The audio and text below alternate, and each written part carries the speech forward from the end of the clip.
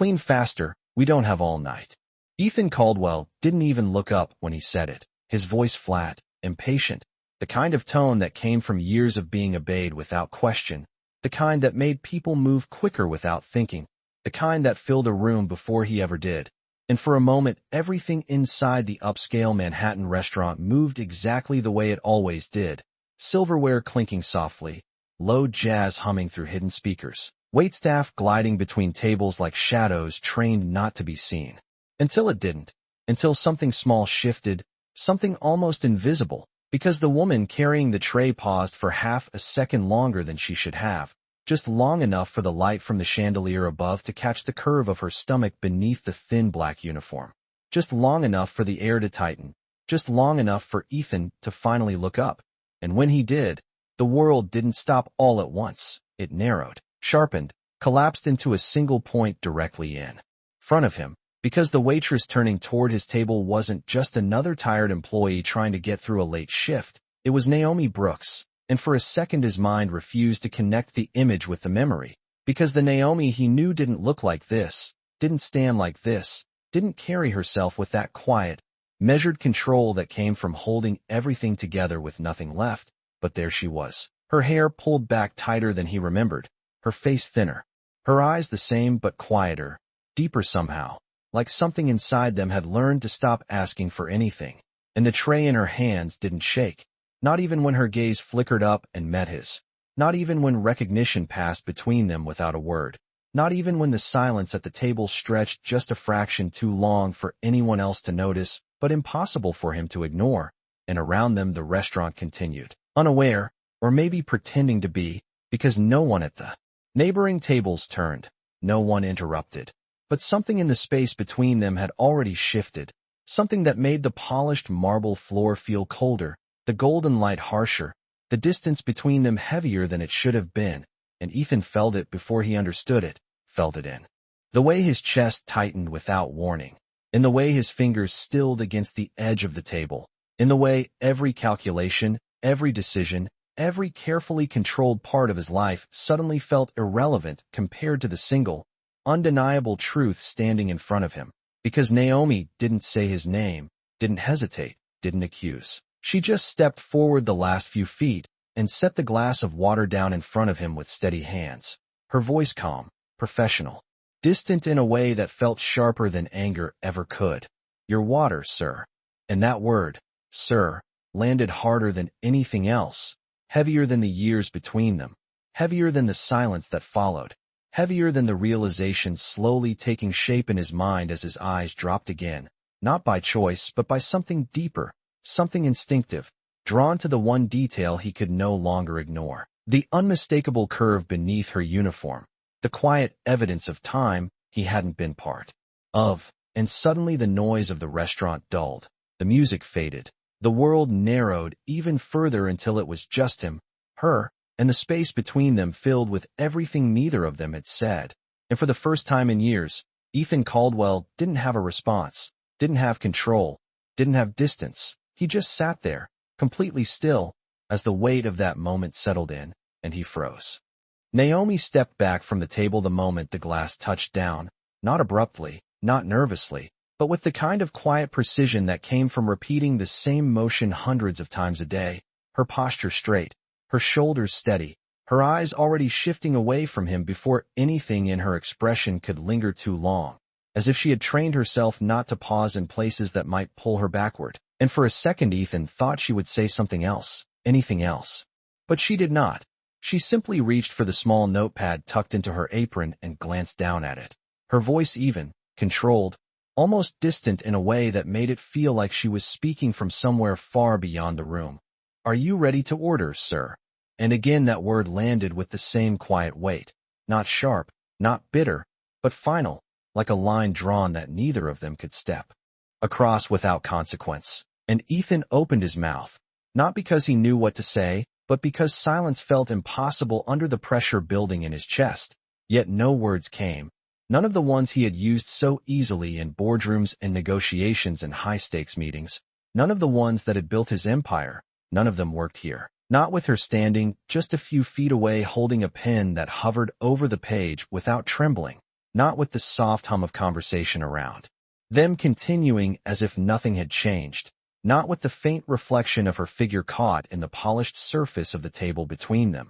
And he became suddenly aware of details he would have never noticed before. The slight wear on the edge of her shoes, the faint crease in the sleeve of her uniform where fabric had been pressed too many times, the way her fingers curled just slightly as if they had learned to hold on to things for longer than they should have, and none of it matched the version of her he had left behind. The version who used to laugh too easily, who used to fill quiet rooms with warmth without trying, who used to stand beside him not as someone small, but as someone equal. And that contrast settled into him heavier than anything else, because it did not come from chance, it came from time, from choices, from moments that could not be taken back. And still she did not look at him again. Not fully, just a brief flicker of acknowledgement before her attention returned to the notepad, waiting, giving him the same space she would give any other customer. And that was what made it worse, not anger, not accusation, but professionalism, distance, control, as if everything they had been carefully folded away and placed somewhere unreachable. And Ethan felt something unfamiliar press against the edges of his composure, something he could not immediately name. Because it was not just surprise, it was not just recognition, it was something closer to realization, something forming slowly, piece by piece, as his gaze dropped once more despite himself, drawn again to the gentle curve beneath her uniform, to the undeniable truth it represented, to the timeline it suggested, and his mind began to calculate without permission, weeks, months, the last time they had stood in the same room before everything ended, before the papers were signed, before he had convinced himself that walking away had been the only option, and the numbers aligned too easily, too cleanly, in a way that left no room for doubt, and his breath caught almost imperceptibly, a small break in the steady rhythm he maintained in every other part of his life, because this was not a business decision. This was not something he could negotiate or restructure or walk away from. This was something that had been growing quietly in his absence, something that existed whether he acknowledged it or not. And for the first time since she had approached the table, Naomi's hand paused, just for a fraction of a second, as if she felt the shift in him without needing to see it. But when she spoke again, her voice remained unchanged, calm, steady, professional. "Take your time, sir." And then she turned, moving away from the table with the same controlled pace, leaving behind the faint scent of clean linen and something else he could not quite place, something that lingered just long enough to remind him that she had been there, that she was still there, just a few steps away yet impossibly distant.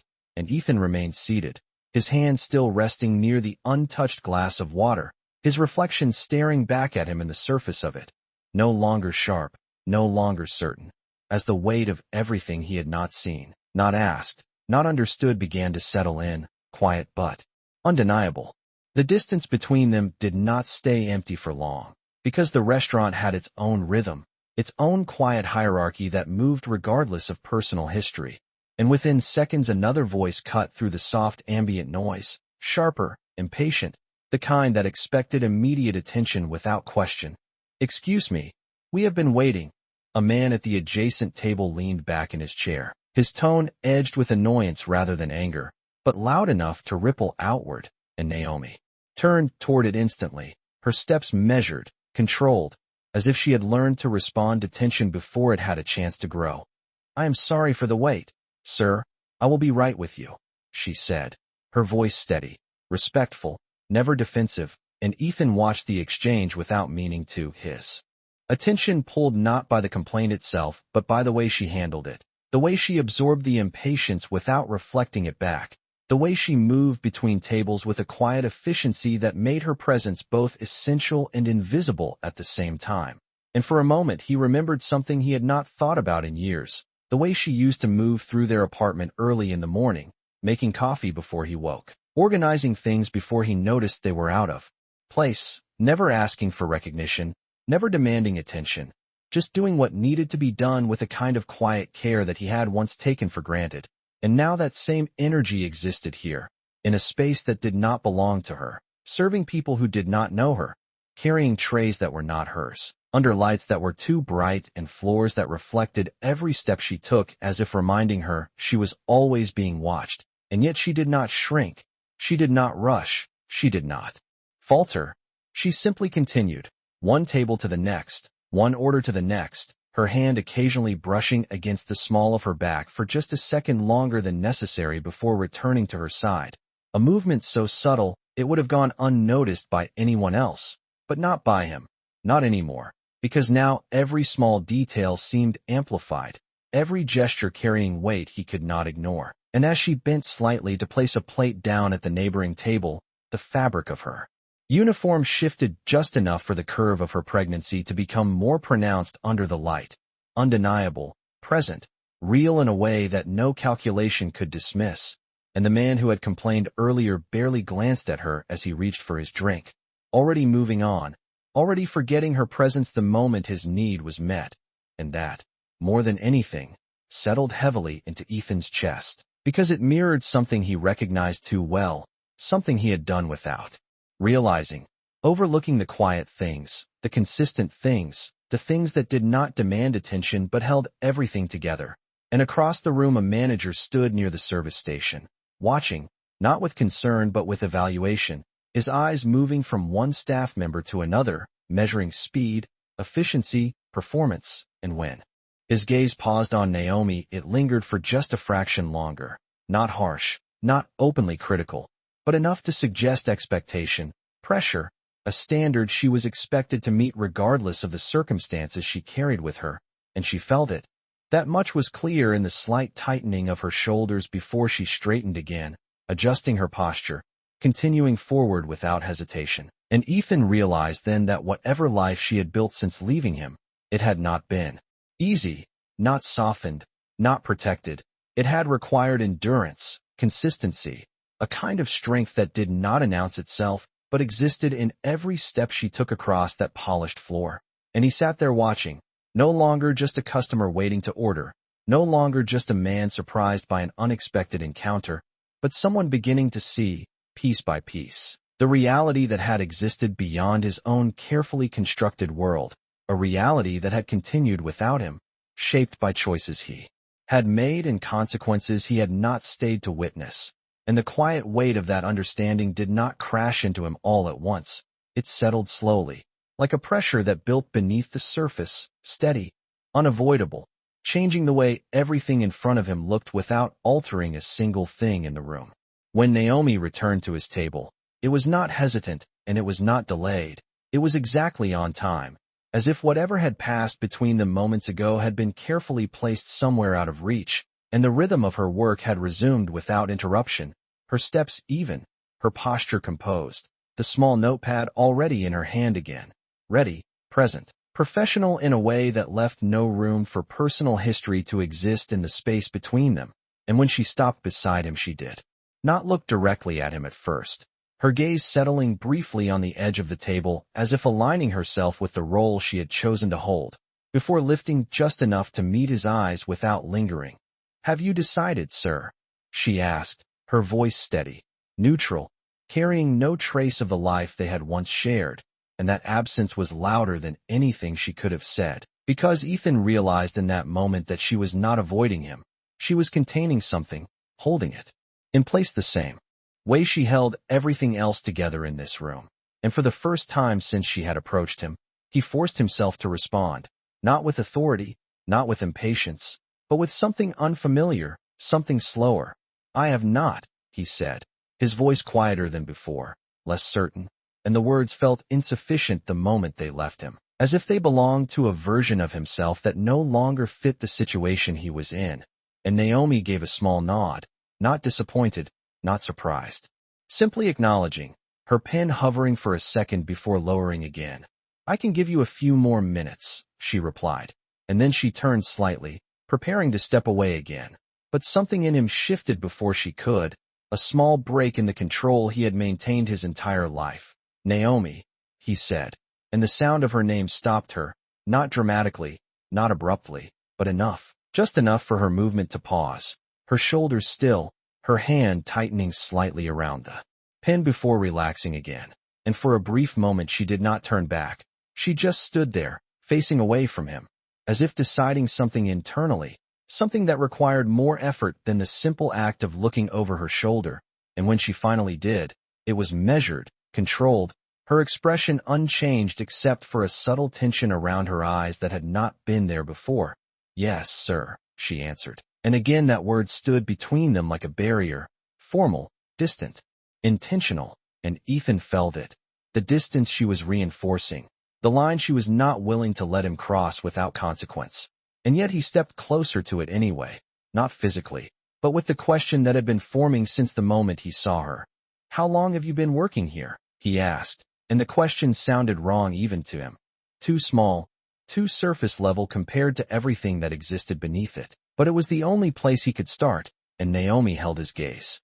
For a second longer this time before answering. "Long enough," she said, her tone still calm, but firmer now, less accommodating.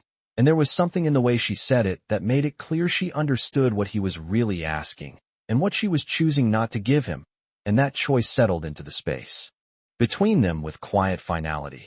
And for a moment neither of them spoke, the sounds of the restaurant continuing around them, glasses clinking, soft laughter from a distant table, the faint hum of music threading through the air, all of it unchanged, all of it moving forward while they remained suspended in a moment that felt separate from everything else.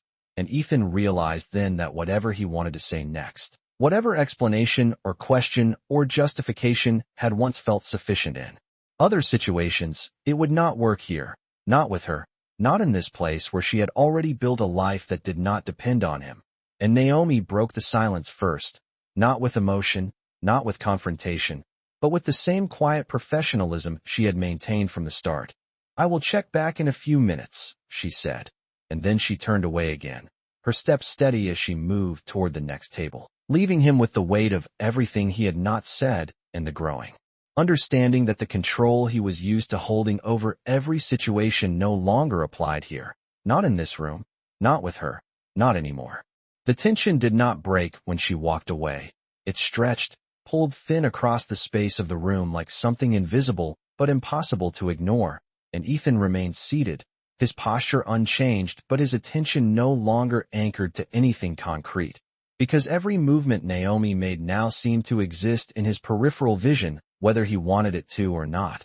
And as she reached the next table, a group of well-dressed guests already halfway through their meal, one of them leaned back in his chair with a faint smile that did not quite reach his eyes, the kind of expression that suggested amusement without warmth.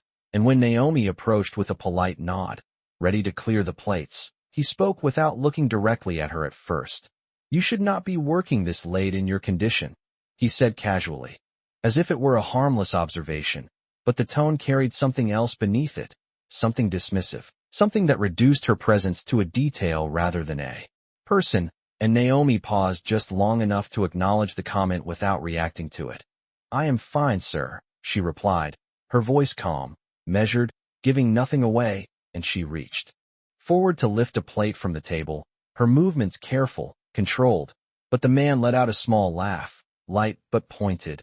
"Fine is not what I would call it," he added, glancing now at her stomach with a quick, assessing look before returning his attention to his companions, who exchanged brief, uncomfortable smiles as if unsure whether to engage or ignore it, and the moment lingered longer than it should have, stretching into something heavier, something that shifted the air around the table, and Ethan felt it from across the room, felt the subtle imbalance, the quiet pressure of expectation that Naomi would respond in a way that satisfied the social dynamic of the moment, whether that meant deflecting, apologizing, or simply absorbing it.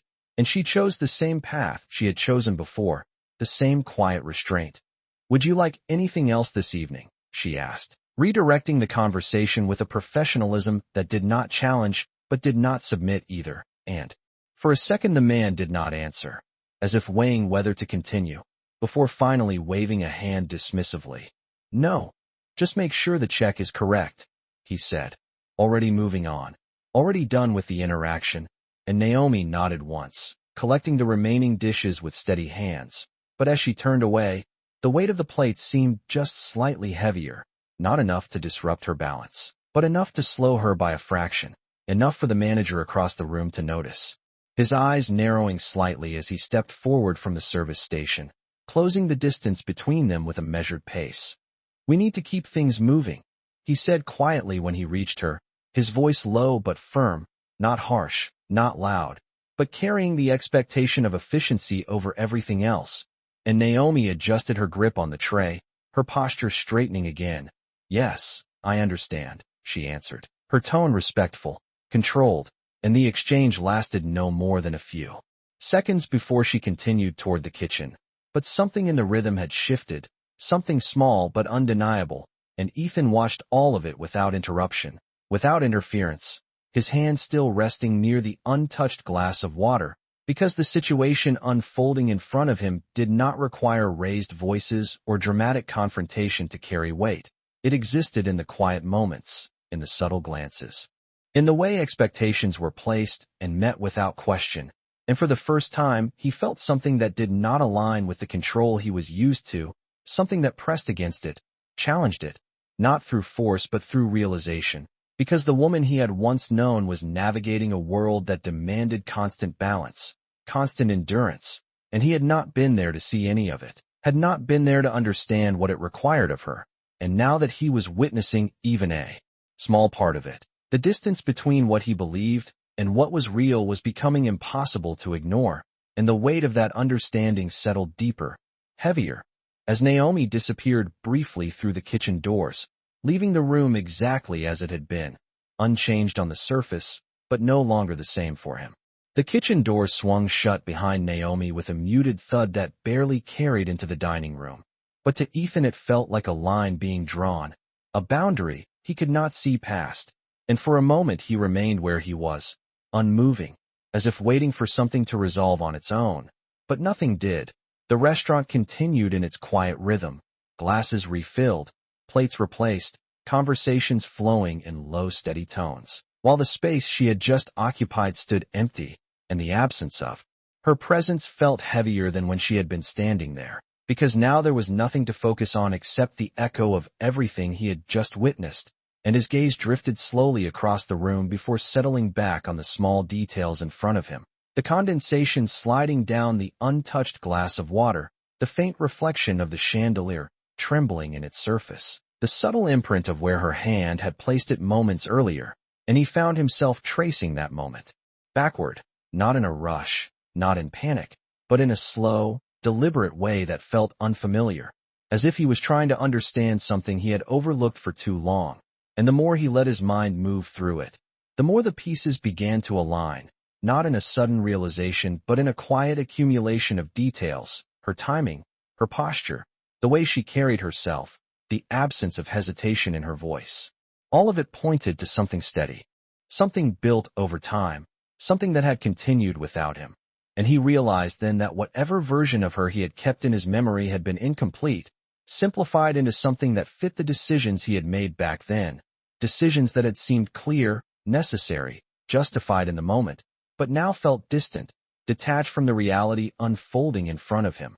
And as he leaned back slightly in his chair, his hand finally moving to the glass, he did not drink, he just held it, feeling the cool surface against his fingers as if grounding himself in something physical, while everything else shifted internally. And across the room the kitchen doors opened again, releasing a brief burst of brighter light before settling back into the softer tones of the dining area. And Naomi stepped out once more, her pace unchanged, her expression composed. But there was something different now, something subtle in the way she exhaled before moving forward, a controlled release of tension that lasted no more than a second before it disappeared beneath the surface again.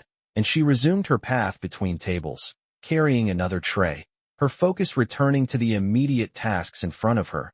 And Ethan watched, not with the detached observation he was used to applying in business settings, but with a growing awareness that each of these moments, each small action, each quiet adjustment, was part of something larger that he had not taken the time to see before. And as she paused briefly near the service station, adjusting the position of the tray in her hands, the overhead light caught the outline of her silhouette again, the gentle curve that had shifted everything for him earlier. And this time he did not look away. He did not dismiss it as coincidence or miscalculation. He allowed the thought to fully form, allowed the timeline to settle into place without resistance. And the realization did not arrive as a shock. It arrived as a certainty, quiet, steady, undeniable, and with it came a weight that did not press outward but inward, reshaping the way he understood the past, the decisions, the distance he had created, and for the first time since he had walked into the restaurant, he was no longer just reacting to what he saw, he was beginning to understand it, and that understanding did not bring clarity or comfort. It brought stillness, a pause in the constant forward motion he had built his life on. And in that stillness, surrounded by the soft sounds of a world continuing as if nothing had changed, Ethan Caldwell sat with something he could not control, could not dismiss, could not step away from. And for the first time in a long time, he did not try to. The realization did not stay contained within him for long, because once it settled, it began to move, quietly but insistently, reshaping everything he saw in front of him. And when Naomi approached his table again, carrying nothing this time, just the small notepad in her hand, her steps steady, her expression composed, he did not look at her the same way he had before. He was no longer trying to place her into a memory, no longer comparing who she had been to who she was now. He was seeing her as she stood in front of him in that moment, and that difference changed the weight of everything. "Are you ready to order?" she asked again, her voice unchanged. But this time he did not hesitate out of confusion. He hesitated because the question itself felt irrelevant compared to what he now understood, and for a brief second the silence between them stretched, not awkward, not tense, but heavy with something unspoken, and he leaned forward slightly, his voice lower, more deliberate than before. "How far along are you?" he asked, and the moment the words left him, the air shifted, subtle but undeniable, because this was no longer a surface-level exchange, no longer contained within the boundaries she had carefully maintained, and Naomi's hands stilled around the pen, not dramatically, just enough for the movement to register, and she did not answer immediately. She held his gaze for a second, searching, measuring, as if deciding whether this question deserved a response or a boundary, and when she finally spoke, her voice remained calm, but there was something firmer beneath it now, something grounded.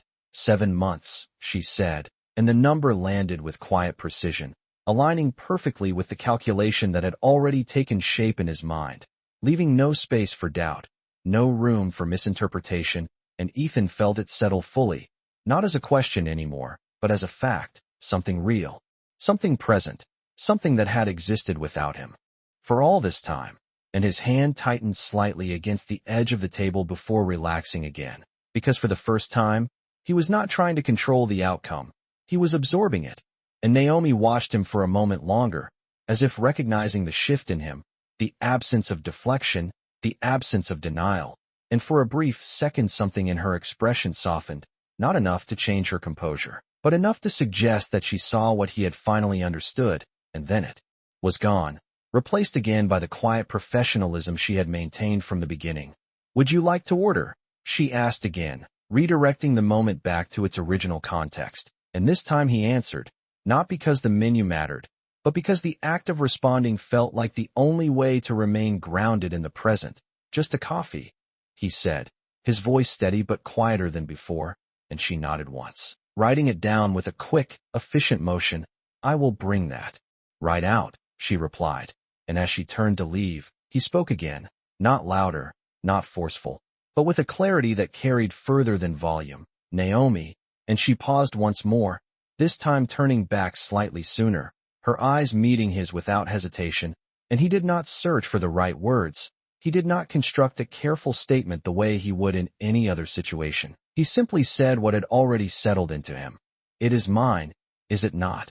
And the question was not sharp, not accusatory. It was steady, grounded in the certainty that had already formed, and the silence that followed was different from the ones before, deeper, more still, because this time there was no room for avoidance, no space to redirect, and Naomi held his gaze, not defensive, not uncertain, just present, and after a moment that felt longer than it was, she gave a small nod, a single, quiet confirmation that carried more weight than any explanation could have, and then she turned away, continuing toward the kitchen with the same steady pace, leaving Ethan seated at the table, the untouched water still in front of him, the world around him continuing as if nothing had changed, while everything inside him had shifted into something he could no longer ignore. Naomi did not return immediately, and this time the delay felt different, not like the rhythm of a busy shift, but like a space intentionally left open, a distance created to hold something heavier than orders and trays and quiet conversations. And Ethan remained where he was, his posture unchanged, but his attention no longer scattered. It had narrowed, focused, grounded in a truth he could not step away from. And when she finally came back, carrying a single cup of coffee on a small white saucer, the steam rising gently into the warm light above them, her movements were just as precise as before, just as controlled. But there was something beneath them now, something quieter, something that did not belong to the role she was playing, and she placed the cup in front of him without hesitation. "Your coffee," she said, her voice steady, but not as distant as before, and for a moment neither of them moved. The space between them filled not with tension, but with something heavier, something settled, and Ethan looked at the cup, but did not reach for it, his focus shifting back to her, not searching this time, not questioning, just present. And when he spoke, his voice carried a weight that had not been there earlier, not authority, not control, but acknowledgement. "You should not be doing this alone," he said. And the words were simple, but they did not sound like a command. They sounded like something closer to realization, something formed not from obligation but from understanding. And Naomi held his gaze, her expression unreadable at first, but then something in it shifted, not softened, not broken, just clearer, as if she had heard variations of those words before and had already decided what they meant to her. And she took a small breath before responding. "I am not alone," she said, her voice calm, steady, grounded in something that did not need his confirmation, and that answer did not push him away, it did not challenge him. It simply existed, complete on its own, and Ethan nodded slightly, not in agreement but in recognition, because for the first time he understood that whatever he had assumed about her situation, whatever narrative he had begun to build in his mind, it was incomplete. It was missing the part where she had already chosen how to move forward without him. And the realization did not close the distance between them. It clarified it, and he leaned back slightly in his chair, his hand finally moving to the coffee, lifting it just enough to feel the warmth before setting it back down again untouched. And around them the restaurant continued as it always had, conversations rising and falling, plates being cleared, new guests arriving, the quiet hum of a world that did not pause for personal moments. And yet within that movement something had shifted, not outwardly, not visibly, but in the way he now occupied the space, no longer as someone separate from it, but as someone accountable within it. And Naomi remained standing for a second longer than necessary, not waiting for another order, not bound by the interaction, just present in a way that felt deliberate. And then she spoke again, her tone unchanged but carrying a subtle finality. "If you need anything else, I will be right over there," she said, nodding slightly toward the service station. And when she turned this time, there was no hesitation, no pause, just a steady continuation forward, leaving him with the quiet understanding that whatever came next would not be decided by him alone. And Ethan sat there, the coffee still untouched, the steam slowly fading into the air, and for the first time in a long time, he did not try to reach for control. He stayed where he was, letting the moment exist exactly as it was, unresolved, unforced, and real. Outside, the night had settled into a quiet kind of stillness that did not belong to the city, the kind that softened the edges of sound and stretched the distance between passing cars. And when Ethan finally stepped out of the restaurant, the door closing behind him with a muted click, the air felt cooler than he expected, lighter, but not empty, because something had followed him out, something he could not leave behind at the table. And he paused just beneath the overhang of the building, not moving forward, not calling for a car, just standing there as the faint glow of streetlights reflected off the damp pavement, turning the sidewalk into a shifting mirror of gold and shadow. And a few feet away, near the edge of the entrance, Naomi stood with her back partially turned, her arms folded lightly across herself, not from discomfort, but from habit, as if holding her balance steady in a world that did not slow down for her. And for a moment neither of them spoke. the space between them filled with the quiet hum of the city and the soft rhythm of distant footsteps. And Ethan took a step closer, not enough to close the distance, just enough to stand within it. And she did not move away. She did not step forward. She remained where she was, grounded, present. And when she finally turned to face him fully, the light caught her features in a way that made everything clearer, not softened, not hidden, just real. And he looked at her, not searching for the past, not trying to repair it with words that would not hold, but acknowledging the present, the reality that stood in front of him without needing explanation. And when he spoke, his voice carried none of the certainty he had built his life on. It carried something quieter, something that did not demand an answer. "I should have been there," he said, and the words did not reach for forgiveness. They did not justify. They simply existed, honest, incomplete, and Naomi held his gaze, her expression steady, not rejecting, not accepting, just listening. And after a moment she nodded once, not in agreement, not in closure, but in recognition of what had been said, and the silence that followed was not empty. It was full, filled with everything that did not need to be spoken out loud. And a light breeze moved through the space between them, lifting a few strands of her hair before settling. Again, and instinctively, without thinking, Ethan's hand shifted slightly at his side, not reaching, not crossing the line that remained between them, just moving with the moment before stopping, respecting the distance that still existed. And Naomi noticed, not the movement itself but the restraint behind it, and something in her expression softened just enough to be seen, not as forgiveness, not as resolution, but as the beginning of something quieter, something that did not erase the past, but did not let it define everything that came next. And the city moved around them, cars passing, doors opening and closing, the low murmur of life continuing without pause.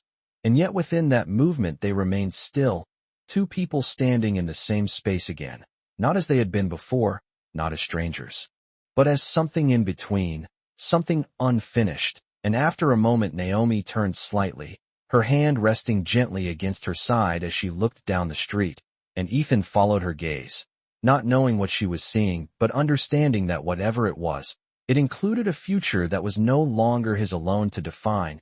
And neither of them spoke again, because there was nothing left that words could carry, only the quiet presence of two lives intersecting once more under the soft glow of the streetlights, the distance between them smaller than before, but still there, still real, still respected. And in that silence, something steady began to take shape, not loud, not certain, but enough.